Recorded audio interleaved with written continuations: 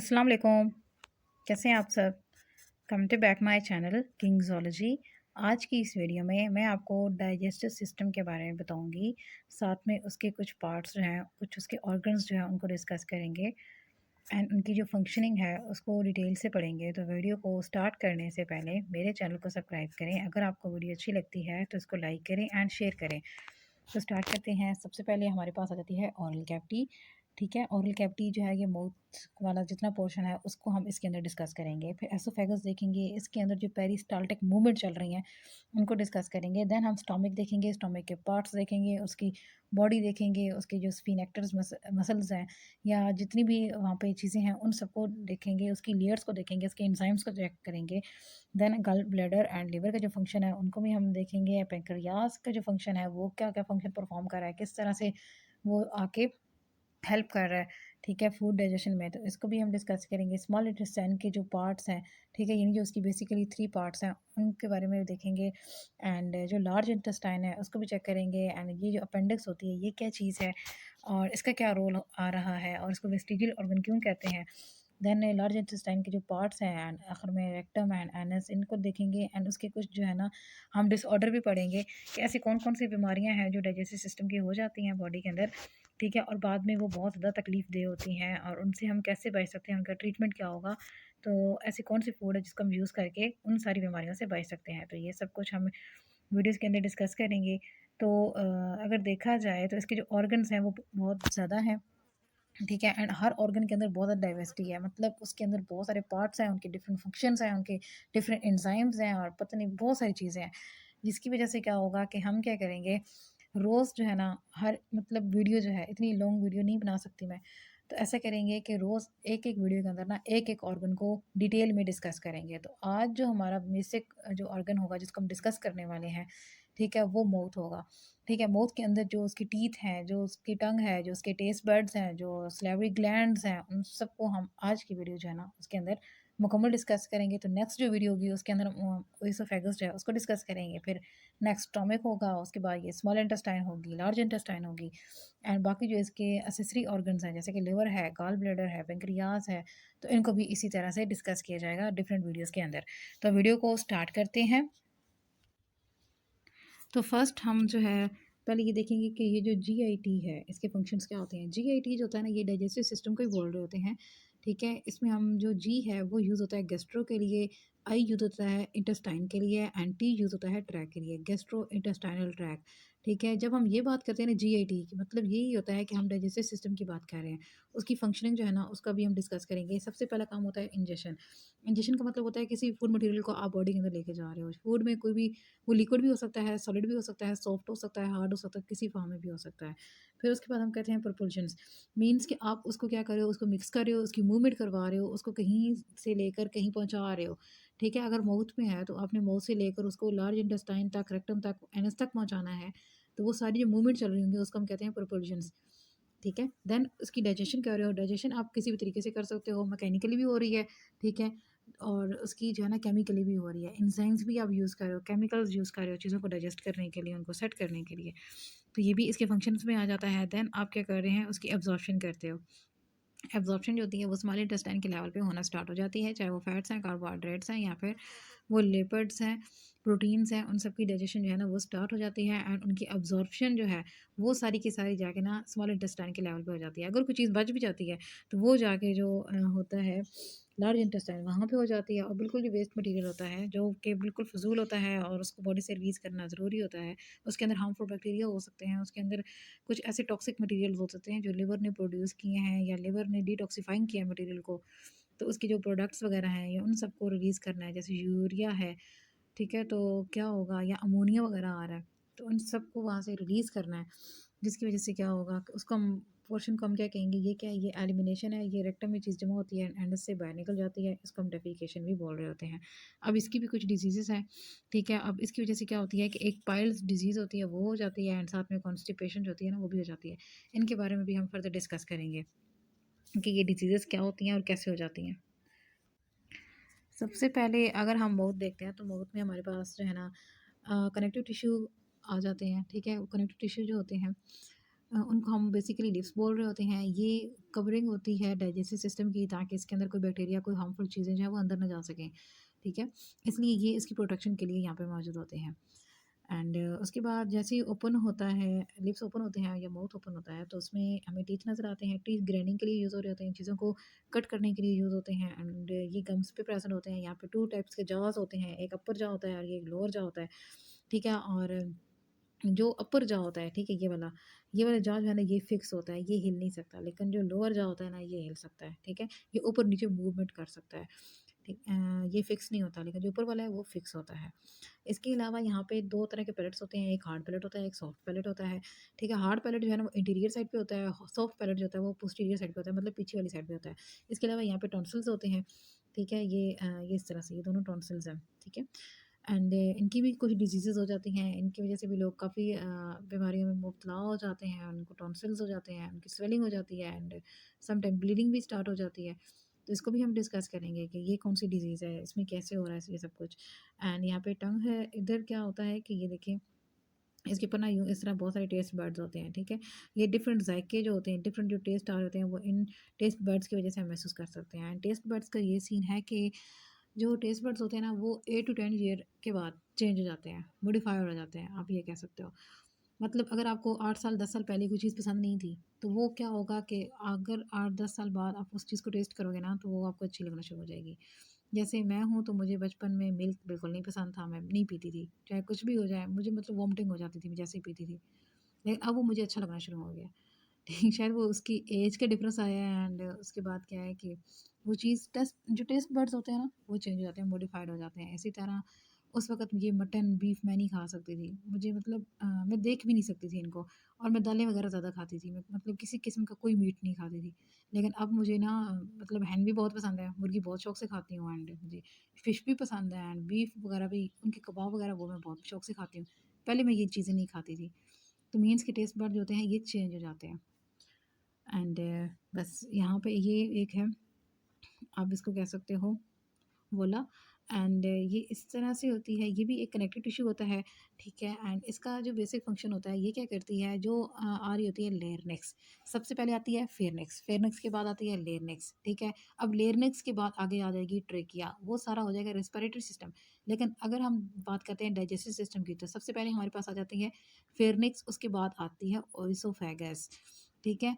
तो इसको एसोफेगस भी बोलते हैं। ओ जो होता है उसको साइलेंट रखते हैं, लेकिन ओ लिखना ज़रूर होता है। तो वहाँ पे क्या होता है कि ये चीज़ जो है ना, ये बहुत इंपॉर्टेंट एक्ट कर रही होती है। अगर ये प्रेज़ेंट है, तो इससे क्या होगा कि जब हम कुछ चीज़ खा रहे हैं, ठीक है? तो ये क्या करेगी, ये लेरिंक्स को बंद कर देगी, ठीक है? लेरिंक्स को ये बंद करेगी और उससे क्या होगा कि जो फूड होगी वो सीधी जो है ओएसोफेगस में जाएगी, वो किसी और चीज़ के अंदर नहीं जाएगी। जैसे कि अभी मैं आपको एक ना डायग्राम बना के दिखाती हूँ, तो आपको ये ज़्यादा समझ आएगा, ठीक है? आप ये समझ लो कि ये हमारे पास जो है ना, ठीक है, ये साँस की है, साँस की नाली है जिसको हम लेरिंक्स बोल रहे हैं, ठीक है? एंड यहाँ पे जो है ना ये ओएसोफेगस है। अब क्या होगा कि ये एक घंटी की तरह होती है ये यहाँ पे, ठीक है? अब जो फूड आ रही है ना, जब फूड ने जब यहाँ से गुज़रना है, तो ये क्या करेगी, ये इसको बंद कर देगी, ठीक है? ये वाला जो पोर्शन है ना, इसको बंद कर देगी, ताकि फूड इसके अंदर ना चली जाए, साँस वाली नाली में ना चली जाए। अगर वहाँ पे चली गई तो फिर साँस लेने में मुश्किल होगी एंड इंसान की डेथ भी हो सकती है। तो फूड जो होगी वो सीधे यहाँ से क्रॉस करके वो इधर आ जाएगी, जो है ना एसोफेगस, इसके अंदर एंटर हो जाएगी, ठीक है? तो इसका यही बेसिक फंक्शन होता है। नेक्स्ट जो है वो हम देखेंगे यही चीज़ पैलेट के बारे में। तो पैलेट जो है वो 2 तरह के हैं, हार्ड है, सॉफ्ट है। जो हार्ड है वो इंटीरियर साइड पे होता है, मतलब ये जो हम कहते हैं तालू, ठीक है? ये जो ऊपर चीज़ नहीं है, ठीक है? जो हमारे अपर जा की आप ये कह सकते हो इनर कवरिंग है, ठीक है? उस सारे को हम हार्ड पैलेट कह रहे होते हैं, ठीक है? जो फिक्स होता है, उसको हार्ड पैलेट कहते हैं। और जो पीछे वाली साइड पे होता है उसको हम क्या कहते हैं, ये क्या, ये सॉफ्ट पैलेट है, ठीक है? और वही जो वोला के बारे में मैंने आपको बताया है कि ये इसी तरह का एक टिश्यू होता है, एक घंटी जिस तरह नहीं होती बेल, ये इस तरह से होता है। इसका बेसिक फंक्शन यही होता है कि इसने क्या करना है, लेरिंक्स को कवर कर लेना है जब हम कुछ भी खा रहे हो। तभी कहते हैं कि खाने के दौरान बोलना नहीं चाहिए। अगर आप खाने के दौरान बोलते हो तो ज़ाहिर-सी बात है, वो जब बोल रहे हैं फिर साँस भी आपको निकालना पड़ेगा, क्योंकि पता है जब खाना खा रहे होते हैं ना, तो मतलब कुछ सेकंड्स के लिए जो साँस होता है वो बंद हो जाता है, ठीक है? और फूड जो होती है वो अंदर एंटर हो जाती है, लेकिन वो इतना माइन्यूट डिस्टेंस होता है कि हमें वो पता नहीं चलता। तो अब क्या होगा, क्योंकि ये यहाँ पे ना सारा रोल प्ले कर रही होगी। और अगर आप बोल रहे हो, बोल-बोल के खाना भी खा रहे हो, साथ में बोल रहे हो, तो उसी के दौरान क्या होगा कि जो फूड होगी ना वो आपके विंड पाइप में चली जाएगी, फूड पाइप में नहीं जाएगी। विंड पाइप में जाएगी तो फिर वो हम क्या कहते हैं पंजाबी में उथरू टाइप, ठीक है? वो इस तरह से हो जाता है। आपको मतलब साँस नहीं आ रहा होता, आपकी साँस बंद हो जाती है, फिर आप पानी पी रहे होते हो। लोग क्या करते हैं पानी पीना शुरू कर देते हैं ऊपर से। ख़ैर ठीक है, पानी भी आप पियो। पर ऐसा है कि उसको अगर आपने ठीक करना है, तो आपको क्या करना होगा कि कोई भी दूसरा इंसान जब देखा है कि एक इंसान का इस तरह साँस बंद होना शुरू हो गया, ठीक है? मतलब उसको साँस नहीं आ रही, तो वहाँ पे पता है क्या करना है आपने कि जो होता है ना जो बेली है उसकी, ठीक है? जो बेली है आपने उसके ऊपर प्रेशर बनाना है, ठीक है? आपने उसके ऊपर प्रेशर डालना है, आपने जो है ना मतलब अपने हाथों से ठीक है, उसको प्रेस करना है। जैसे आप प्रेस करोगे, तो वो मुँह जो है वो ऑटोमैटिकली ओपन होगा और जो भी चीज़ होगी, ठीक है, वो बाहर निकल आएगी। अब यहाँ पे क्या फ़ंक्शन हुआ है, क्या फिनोमेना परफ़ॉर्म हुआ है, वो इस तरह से कि तो अब अगर इस तरह की कंडीशन आपके सामने आ गई है, ठीक है, इस तरह का पेशेंट आ गया, आप ये समझो कि उस इंसान की जो है ना विंड पाइप, उसके अंदर चने चले गए हैं, 1 चना चला गया, ठीक है? ये सबसे बड़ी एग्ज़ाम्पल है। तो अगर एक चना जो है वो चला गया उसके अंदर, अब उस बंदे को साँस नहीं आ रहा, अब उसको पानी पिला के उसका वो नहीं कर सकते, ठीक है? अब यहाँ पे 2 वेज़ है। मोस्टली लोग क्या करते हैं कि मतलब ना पीछे से, ठीक है? जितनी भी जो कमर होती है वहाँ पे थप्पड़ मारना शुरू कर देते हैं, मलना शुरू कर देते हैं उसको, ठीक है? रब करते हैं कि वो चीज़ जो है वो हो जाए, लेकिन ऐसा नहीं करना, ये बहुत गलत वे है। ठीक है? आप क्या करते हो अगर चेस्ट है, चेस्ट को आप रब करते हो तो जो भी चीज़ होगी ना फॉर एग्ज़ाम्पल अगर यहाँ पे ये चेस्ट है, ठीक है? आप इसको ऊपर से रब कर रहे हो और ये अगर फॉर एग्ज़ाम्पल हम कहते हैं विंड पाइप है, इसके अंदर ये इधर कोई चीज़ चली गई है, तो जैसे आप उसको थप्पड़ मारोगे, ठीक है? या रब करोगे तो वो चीज़ जो होगी वो और ज़्यादा नीचे चली जाएगी, ठीक है? वो नीचे जाके ट्रेकी तक पहुँच जाएगी और आगे ब्रोनिकाई और वो उधर लंग्स वगैरह में और बिल्कुल साँस आना बंद हो जाएगा और उस इंसान की डेथ 1 मिनट के अंदर-अंदर हो जाएगी। ठीक है? तो ये बहुत गलत तरीका है, इस तरह नहीं करना। अगर आप देखते हो कि किसी के अंदर कोई चीज़ इस तरह चली गई है, ठीक है? जिस तरह हम पंजाबी में बता रही थी कि उथरू वगैरह आ गया है, तो उस वक़्त आप क्या कर पहले आपको ये पता होगा उस बंदे ने किया क्या है, ऐसी कौन-सी चीज़ उसके अंदर गई है, ठीक है? तो अगर अगर कोई लिक्विड गया है, तो लिक्विड अगर गया है तो फिर आप पानी-शानी पियो ना, वो ठीक हो जाएगा, ठीक है? आराम से ना साँस वगैरह ले, खाँसी करने की कोशिश करे।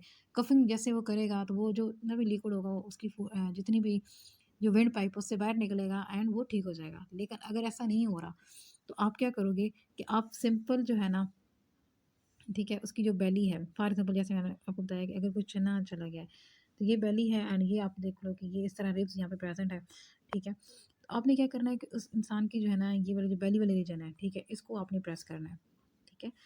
जैसे ही मतलब अगर कुछ चीज़ अंदर चली गई, जैसे ही आप इसको प्रेस करोगे ना, तो क्या होगा लंग्स पे प्रेशर बनेगा। जब लंग्स पे प्रेशर बनेगा और लंग्स क्या करेंगे, जो कार्बन डाइऑक्साइड है, उसको ज़ोर से ना, ठीक है, प्रेशर के साथ जब बाहर निकालेंगे, तो वो जो जो भी चीज़ होगी अगर मैं आपको बता रही हूँ, अगर कोई चना चला गया आपके अंदर, तो वो क्या होगा, वो आपका मुँह ऑटोमैटिकली ओपन होगा प्रेशर के साथ और वो चीज़ प्रेशर के साथ बाहर निकलेगी। जैसे कि एक बुलेट जो होती है, वो एक पिस्टल से बाहर निकलती है।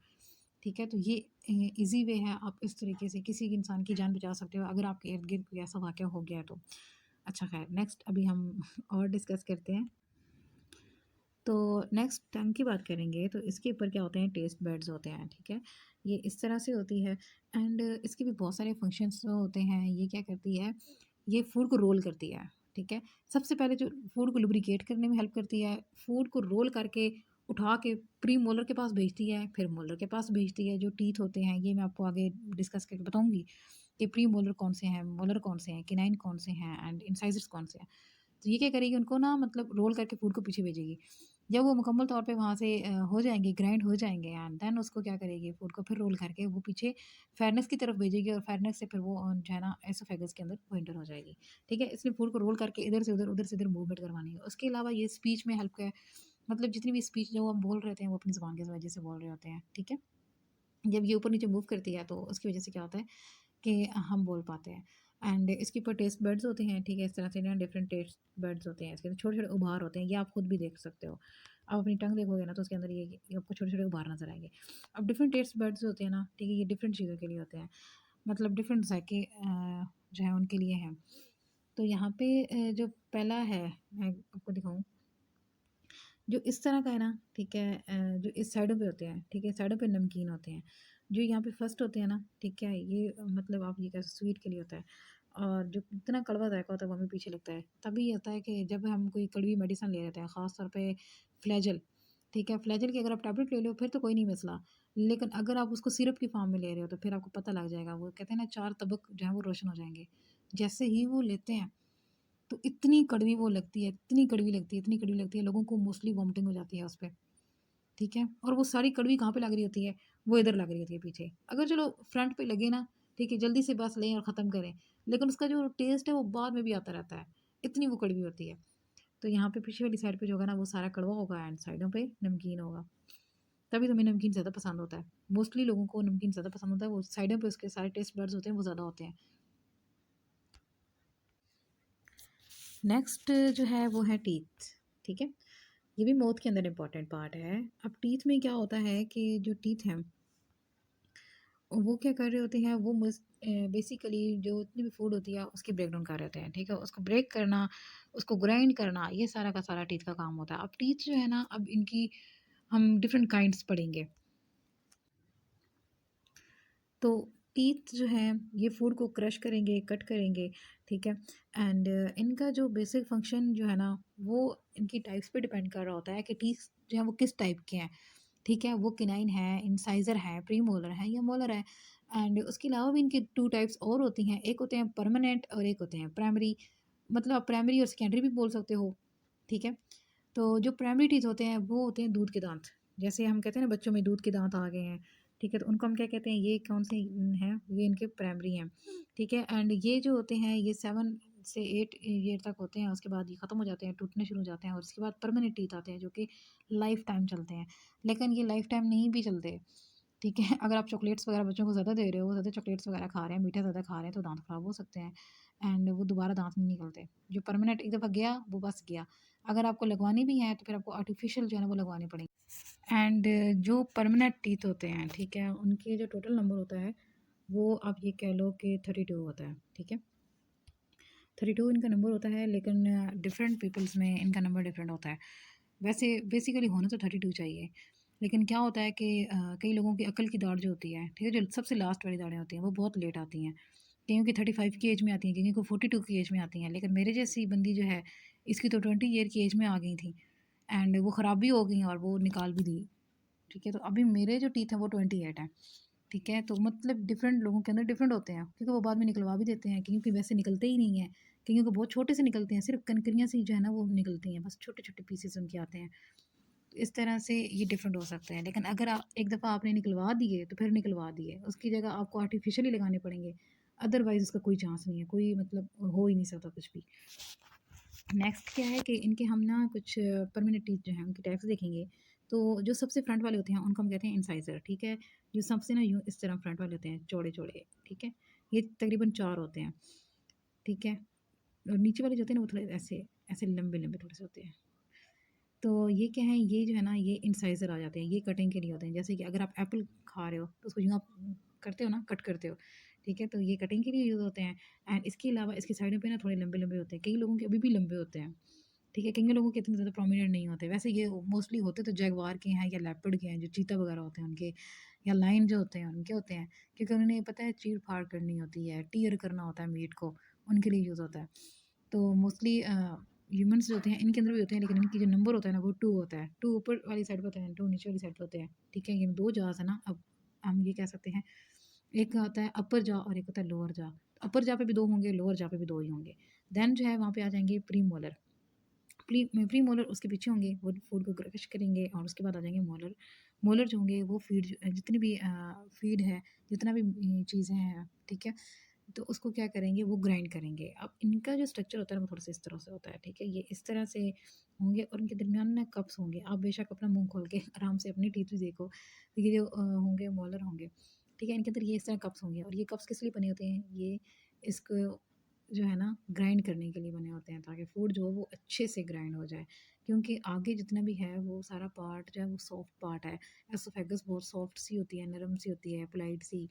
इसी तरह स्टोमक भी है, तो इस वजह से उनके लिए जितनी भी हमने यहाँ से चीज़ें भेजनी है ना, ताकि वो उसमें फर्दर डाइजेस्ट हों, उसमें एब्ज़ॉर्ब हो जाएँ, तो उसके लिए क्या चाहिए होगा कि इनकी जो मुकम्मल है, जो फूड है ठीक है? वो मुकम्मल मतलब ऐसे लिक्विड फॉर्म में हम भेजें। तो यहाँ पे जो लिक्विड फॉर्म में फूड जाएगी वो जाएगी बोलस की फॉर्म में। कुछ जो हैं अब सैलिवरी ग्लैंड्स जो हैं उनको डिस्कस करेंगे। एक माउथ जो होता है उसके अंदर क्या होते हैं, कुछ सैलिवरी ग्लैंड्स होते हैं प्रेजेंट। तो यहाँ पे 3 टाइप्स के जो है ना वो सैलिवरी ग्लैंड्स होते हैं। इनका बेसिक फंक्शन क्या होता है, इन्हें सैलिवा प्रोड्यूस करना होता है, जो जितनी भी फूड होती है उसको लुब्रिकेट करना होता है, उसकी डाइजेशन करनी होती है। एंड मोस्टली क्या होता है कि कुछ जो फूड होती है उसकी डाइजेशन यहाँ पर ही माउथ में स्टार्ट हो जाती है, क्योंकि यहाँ पे ना कुछ एंजाइम्स जो होते हैं वो आ जाते हैं। जैसे कि कार्बोहाइड्रेट की जो डाइजेशन होती है वो माउथ के अंदर स्टार्ट हो जाती है। ठीक है? कार्बोहाइड्रेट में जो है जैसे कि फॉर एग्जांपल आप राइस खा रहे हो, ठीक है? अगर आप राइस को 10 मिनट के लिए एक स्पून अपनी लिए राइस की, उसको 10 मिनट के लिए आप च्यू करते रहो, चबाते रहो, तो वहाँ पे उसकी डाइजेशन स्टार्ट हो जाएगी और वो आपको मीठा-मीठा टेस्ट फ़ील होना शुरू हो जाएगा, ठीक है? आपको स्वीटनेस फ़ील होना शुरू हो जाएगी। वो इस वज़ह से फ़ील होगी क्योंकि वहाँ पे जो अमाइलेजेज़ हैं वो क्या करेंगे, वो फ़ौरन से उस कार्बोहाइड्रेट को ब्रेक करेंगे और ग्लूकोज़ में कन्वर्ट कर देंगे, जिसकी वज़ह से क्या होगा कि वो आपको ना ऐसे फ़ील होगा कि स्वीटनेस स्वीटनेस हो गई है। मीन्स कि वहाँ पे उसकी डाइजेशन स्टार्ट हो जाती है। तो यहाँ पे टोटल हमें 3 ग्लैंड्स पढ़ने हैं। एक हमारे पास पैरोटिड आएगा, एक आएगा सबमैंडिबुलर आएगा, ठीक है? एंड उसके अलावा एक और है जिसको सबलिंगुअल भी कहते हैं। एंड इसके अलावा और भी कुछ सिल्वरी ग्लैंड्स होते हैं ना, ये भी आ सकते हैं, ठीक है? अब यहाँ पे हमने बेसिकली ये देखना है कि ऐसी कौन-कौन सी चीज़ें हैं जो उस पूरे स्लावा के अंदर होती हैं और स्लावा जो है उसका फ़ंक्शन क्या होता है। अगर हम लोकेशन चेक करें तो जो पैरोटिड ग्लैंड होता है ये बिल्कुल थोड़ा-सा ना ईयर से थोड़ा-सा आगे होता है, ठीक है? माउथ के बिल्कुल पीछे वाले पार्ट पे होता है। सबलिंगुअल जो होता है ना ये ज़ुबान के नीचे होता है एंड बिल्कुल पीछे वाली साइड पे जो है ना, ठीक है? जहाँ पे ना ज़ुबान जुड़ी हुई होती है, ये टंग जो होती है वो जुड़ी हुई होती है माउथ के साथ। तो वहाँ पे जो है ना ये सब मैंडिबुलर ग्लैंड जो है ये प्रेज़ेंट होता है, ठीक है? ये इनकी लोकेशन होती है। तो अभी हम स्लावा जो है इसकी कंपोज़िशन चेक करेंगे। 1.5 लीटर स्लावा जो है ना वो टोटल प्रोड्यूस होता है, ठीक है? इतना स्लावा जो है ना ये एक इंसान के अंदर प्रोड्यूस होता है 1 दिन के अंदर, ठीक है? एंड उसकी जो है ना कंपोज़िशन देखेंगे, इसमें वाटर होता है, इसमें मिनरल्स होते हैं, एंजाइम्स होते हैं, म्यूकस होता है, लाइसोज़ाइम होते हैं एंड साथ में जो है ना इसके अंदर इम्यूनोग्लोबुलिन भी होता है। मतलब अगर कोई पार्टिकल आ गया है, कोई फ़ॉरेन पार्टिकल, कोई वायरस आ गया, कोई बैक्टीरिया आ गया तो उसको भी वहाँ से रिमूव करना है, ठीक है? फूड को सेट करना है तो उसके लिए भी ये चीज़ यूज़ होगी। एंड बाकी जो एंजाइम्स हैं ये वही चीज़ डाइजेस्ट करने के लिए यूज़ होंगे। वाटर जो होगा उसको लुब्रिकेट कर रहा होगा, उसको लिक्विफाई कर रहा होगा फूड को। तो यहाँ पे हम अभी देखेंगे स्लावा जो है इसकी कंट्रीब्यूशन क्या होती है, ठीक है? स्लावा वही चीज़ है कि ये डाइजेशन में हेल्प कर रहा होता है, फूड की डाइजेशन में और हाइजीन मेंटेन करने में हेल्प करता है। एंड इसके अलावा आपको खुद भी हाइजीन जो है मेंटेन करके रखनी पड़ती है। मतलब जो टीथ होते हैं उनको प्रॉपर्ली ब्रश करना पड़ता है, क्योंकि वो सारा ग्राइंडिंग का फंक्शन परफॉर्म कर रहे होते हैं, ठीक है? उनके अंदर जो है ना वो सारी चेंजेस आ चुकी होती हैं, ठीक है? सारा फूड मटेरियल बट उसके पार्टिकल्स जो होते हैं वो उनके साथ लग चुके होते हैं, तो उनको साफ़ करना बहुत ज़रूरी था। अगर उनको साफ़ ना करें तो उसकी वजह से क्या होगा कि ओवरऑल जो है ना मुकम्मल कोई भी डिज़ीज़ हो सकती है, जैसे गम्स डिजीज़ हो सकती हैं, डेंटल जो है ना कैरीज़ हो सकती हैं। तो इस तरह से वहाँ पे प्रॉब्लम आ सकते हैं, या इसके अलावा आपको ना सोमाटाइसिस डिजीज़ जो होती है वो भी हो सकती है। तो अगर हम स्लावा का फंक्शन चेक करते हैं, सबसे पहले लुब्रिकेंट, ठीक है? इसने क्या करना है, लुब्रिकेशन करनी है एंड ये क्या करेगा, लुब्रिकेट करेगा, ठीक है? लुब्रिकेशन करेगा, उसके अंदर क्या करेगा, वाटर वगैरह ऐड करेगा, जिससे वो चीज़ जो है थोड़ी सी लिक्विफाइड हो जाएगी, उसको स्वॉलो करना जो है ना वो ईजी हो जाएगा एंड उसको आगे भेजना जो है वो बहुत ईजी हो जाएगा, ठीक है? नेक्स्ट फर्दर ट्रैक के अंदर एंड डाइजेशन वही चीज़ है, इसके अंदर एंजाइम्स होते हैं, जैसे कि मैंने आपको बताया अमाइलेजेस होते हैं, वो कार्बोहाइड्रेट्स को ना स्लावा जो होता है वहीं पे ही उसको करना शुरू कर देते हैं, ठीक है? डाइजेस्ट करना शुरू कर देते हैं। एंड उसके बाद नेक्स्ट जो चीज़ है वो हम देखेंगे टेस्ट में, कि टेस्ट में इसका बहुत इंपॉर्टेंट रोल होता है। इनके अंदर कुछ केमिकल्स होते हैं, वो केमिकल्स क्या करते हैं कि ओवरऑल जो है ना इसकी डाइजेशन जो है वो कर देते हैं, ठीक है? एंड साथ में इनका जो टेस्ट होता है उसके लिए उनके पास रिसेप्टर्स होते हैं उन केमिकल्स के पास, जिससे पता लग जाता है कि कौन सी चीज़ जो है ना वो किस टेस्ट की है और कितने लेवल की है। तो देन उसी के अकॉर्डिंग फिर उस फूड को यूज़ किया जाता है। अगर वो इस तरह से ना हो, मतलब उस काबिल ना हो, उस टारगेट को फिल ना कर सके, तो देन उस फूड को वहाँ से रिमूव कर दिया जाता है। तो यहाँ पे हमारी वीडियो ख़त्म होती है। अल्लाह हाफ़िज़ एंड टेक केयर।